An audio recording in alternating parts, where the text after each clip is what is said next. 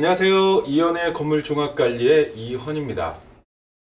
지금은 제가 요 전 영상에서 제가 유튜브를 시작하게 된 계기, 그리고 이제 매경과 건대 교육을 시작하게 된 이유에 대해서 잠깐 말씀드렸는데, 거기에 오늘은 두 번째, 어, 우리 아파트에서 분란을 일으키는 사람을 조심하십시오. 제가 오늘 말씀드리는 것 또한 제가 이 그 교육이나 어떤 지금 이제 사업의 영역을 일부 교육 영업으로 이제 나오게 된 계기입니다.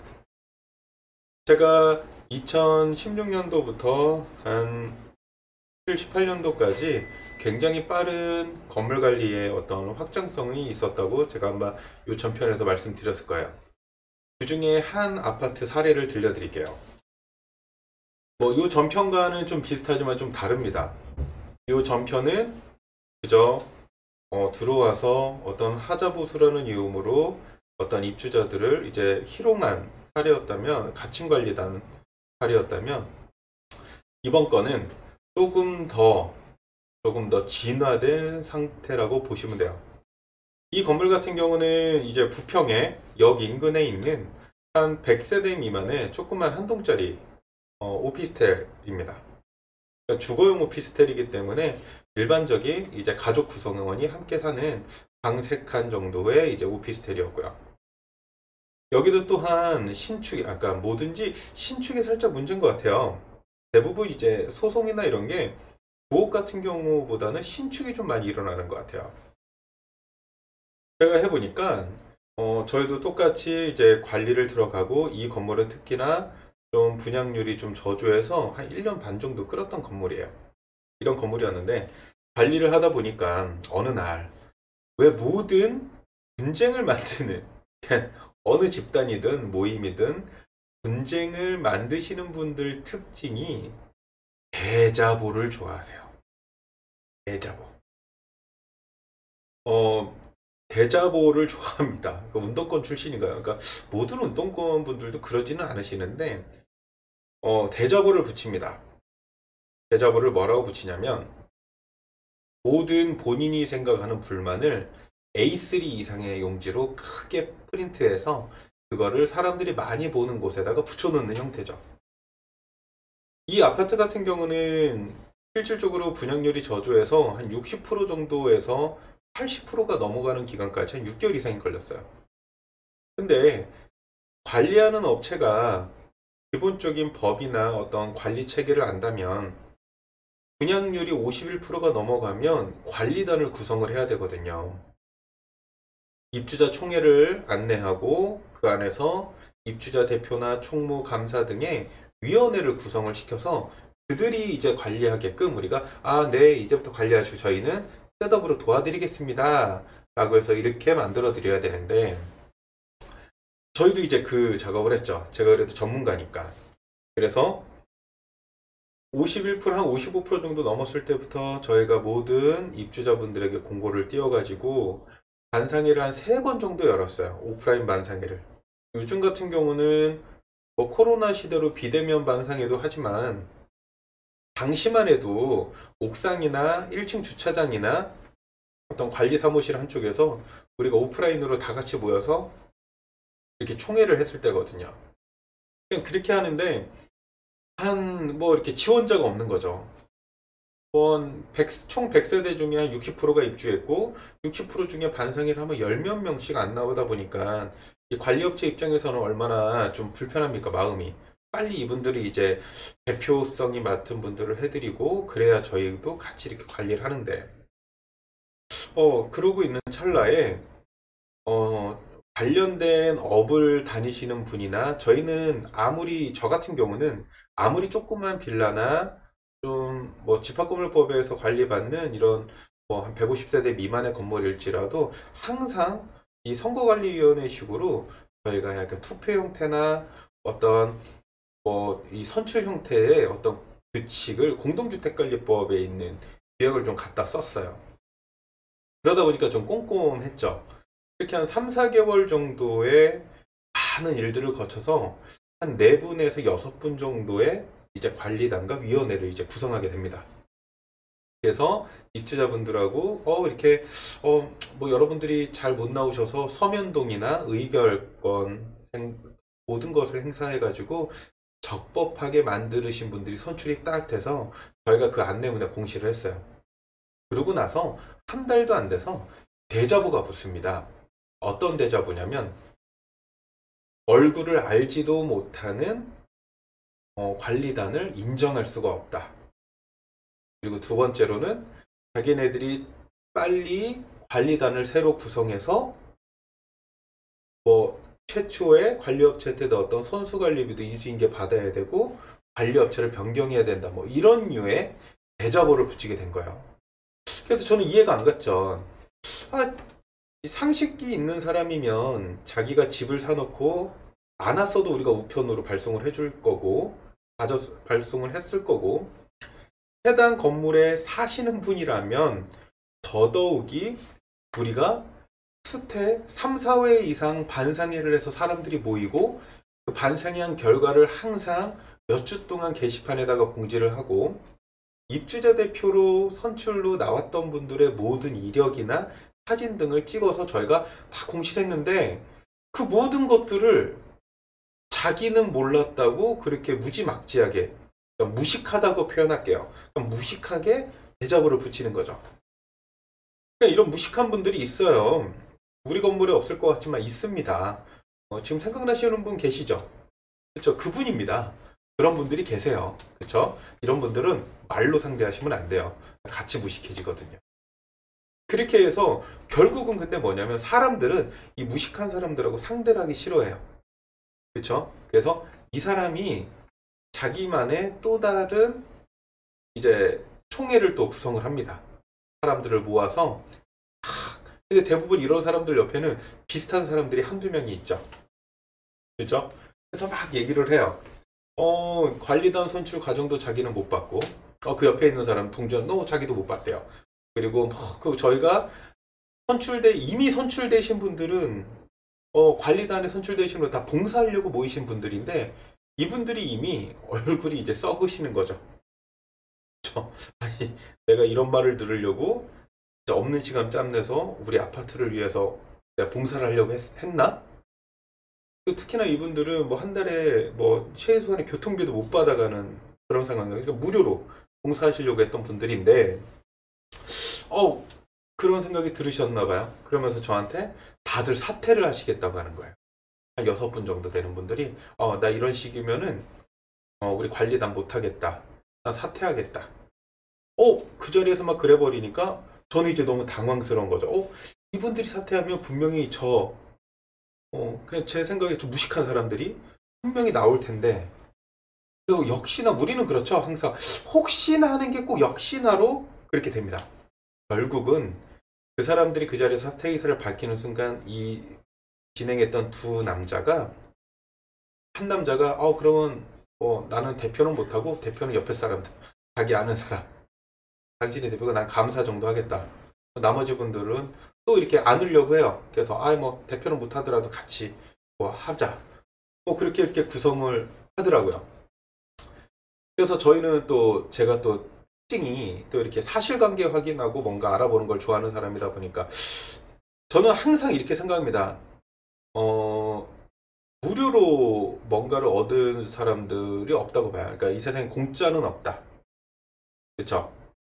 저도 이제 교회를 다니고 이 크리스찬으로 믿는 사람인데 선교를 하면 사람들이 무료로 봉사하는 것 같지만 아닙니다. 선교를 하시는 분들도 선교를 하면서 은혜를 입죠. 그것도 결국은 얻는 거죠. 세상에 공짜는 없는 거예요. 내가 뭔가를 줄 수 있으니까 주는 거고 내가 그걸 통해서 받을 게 있으니까 받는 겁니다. 하다못해 내 돈을 투자해서 선교를 하는 사람들도 그 자기가 가지는 은혜와 따사로움을 얻고 어떤 하나님과의 관계를 위해서 뭔가를 얻기 위해서 그거를 하는 거죠. 공짜는 없는 거예요. 근데 하다못해 이런 아파트 조그만 건물에서 무료로 봉사하신다는 하려고 나온 분들을 다 밀어내고 본인들이 나온다는 게 뭔가 이유가 있겠다 싶어서 알아보니 대자보를 붙이고 같이 했던 그 다른 호실의 두 남자가 한 사람은 하자보수를 해보셨던 게 아닌데 Y로 시작하는 업체에 있습니다.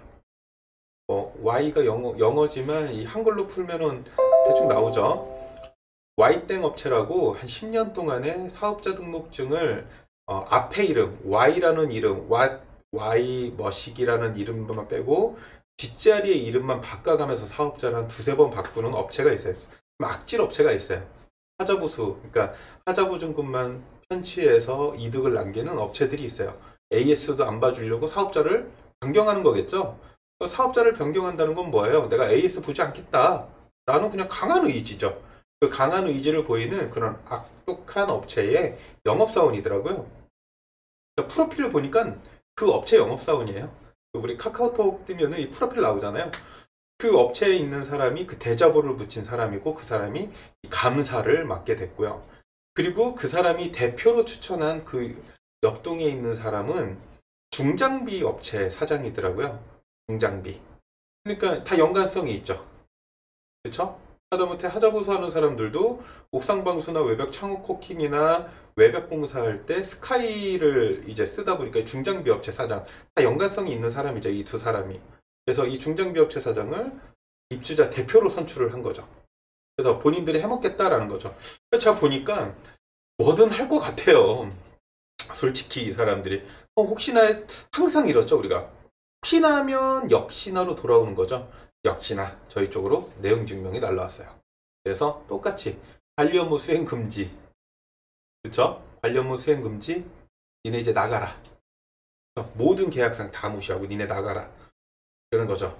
그리고 기존에 저희가 들어가 있던 선수관리비 외에 발생됐던 기금 싹 무시. 우리랑 상관없다. 본인들이 이익을 얻었는데도 본인들은 상관이 없다라고 생각하고 저희를 그냥 내쫓는 상황이죠. 그리고 이 사람들이 이런 일을 할 때 요 전에 가칭관리단도 마찬가지였어요. 요 전에 이 주안의 건물인 가칭관리단 사례로 마찬가지였지만 이 사람들의 이런 무식한 사람들의 특징은 뭐냐면 소송을 좋아하는 거예요. 왜? 그래야 할 말이 있거든요. 입주자들에게. 입주자 대표회의가 소송을 하면 입주자들은 그 사람들을 굉장히 많이 신뢰하게 돼요. 어쩔 수가 없습니다.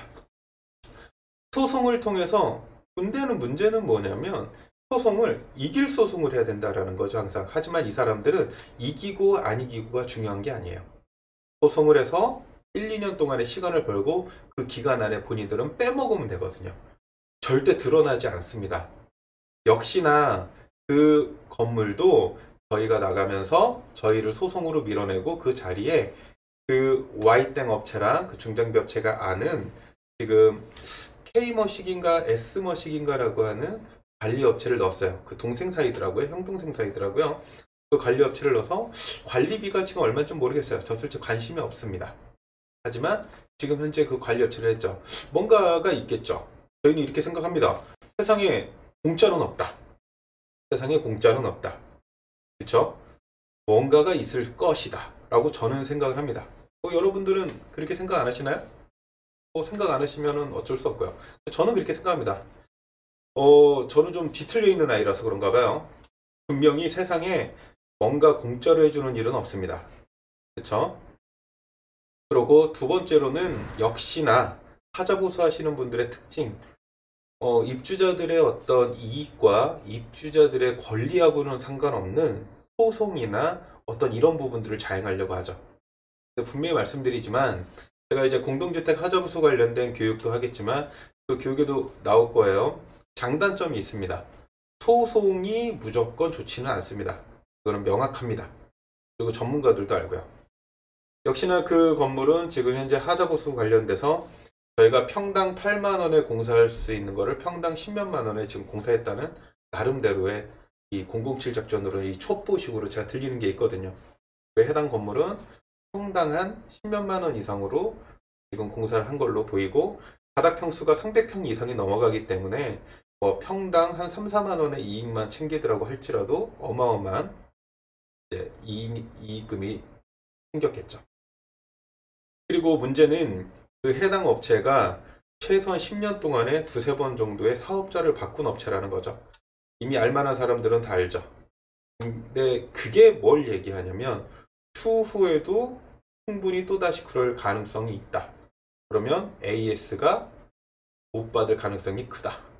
라는 거죠.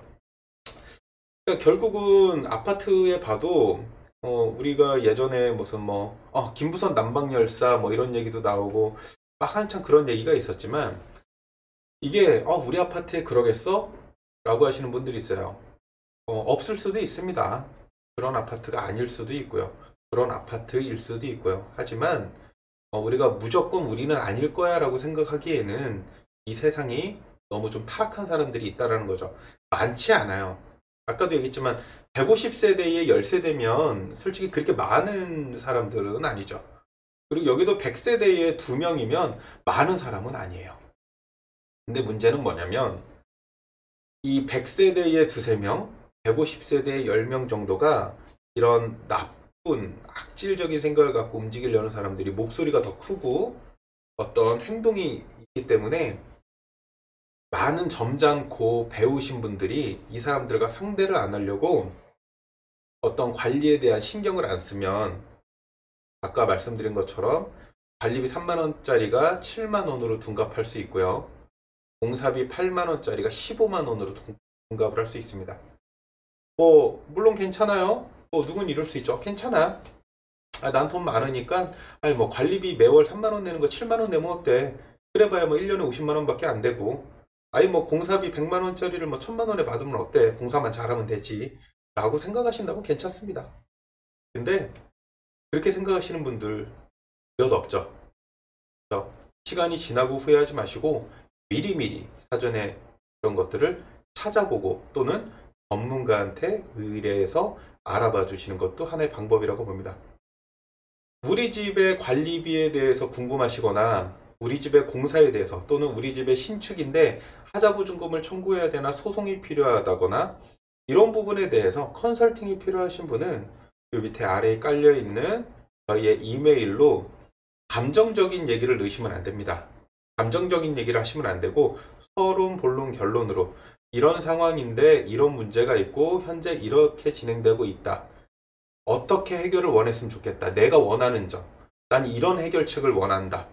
라고 해서 건물 주소, 아파트명, 연락처를 기재해 주시면 저희가 거기에다가 이메일로 제가 답변을 드리도록 하겠습니다. 그렇게 주시면 되고요. 또는 저희 주식회사 가업, 네이버에 가업 또는 이헌이라고 검색하시면 저희 홈페이지로 들어오실 수 있고 저희 홈페이지에다가 신청 게시판에 문의를 남겨주시면 저희가 무료로 안내를 해드리겠습니다. 절대 무료입니다. 관리 안 맡기셔도 되고 하자보수 안 맡기셔도 되고 공사 안 맡기셔도 됩니다. 그냥 여러분들이 그냥 저라는 사람과 그리고 저희 같은 업체가 있다라는 것만 알고 계시면 좋고 굳이 여러분들이 저희가 여러분들한테 뭔가의 수주나 이런 걸 원해서 말씀드리는 게 아니고 그냥 유튜버라고 생각하시고 편안하게 그냥 물어보시면 될 것 같습니다. 그러면 다음에 또 뵙겠습니다.